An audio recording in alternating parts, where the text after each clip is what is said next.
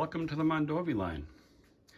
I thought I'd start this video a little different and do several run-bys with the Mondovi turn that was on the way back from Mondovi heading to the yards, and I thought I would show you all the updates I've done after the train went through the areas. So we got to see the train start here in Strum, and it went by the Strum Mill, and then we saw it come out the back of the Strum Mill behind the farm, and then it went by the farmhouse curve heading into Osseo,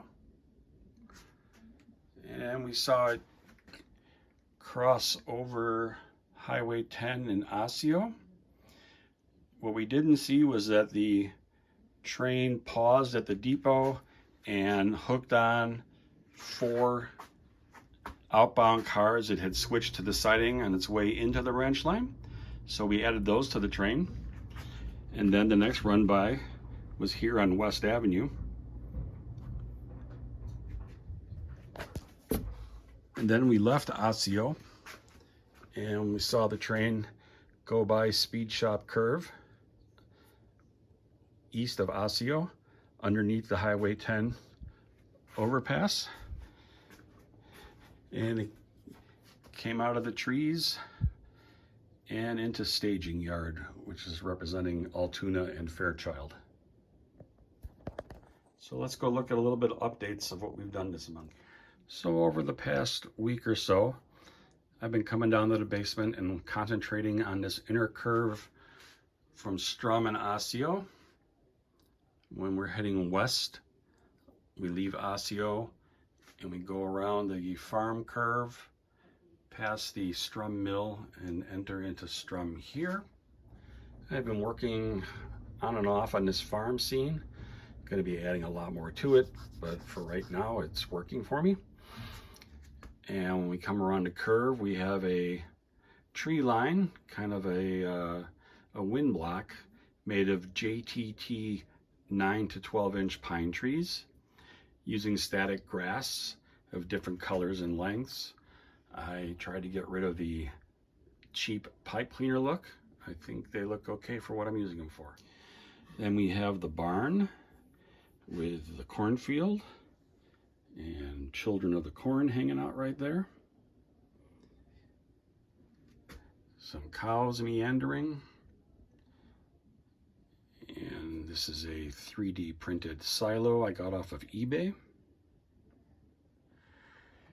Next, using a piece of 2-inch foam, I carved a little hill in the background, and all the extra trees that I had laying around, I added those. There's a little hunting cabin in the background there, and I scenic that back down to the surface,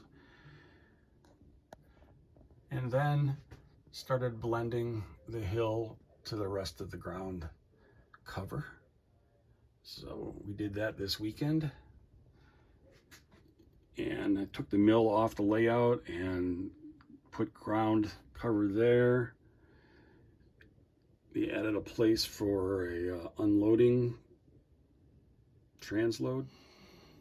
Here's looking behind the mill. So when the train comes around the farm curve, it loops around behind the mill to come into Strum.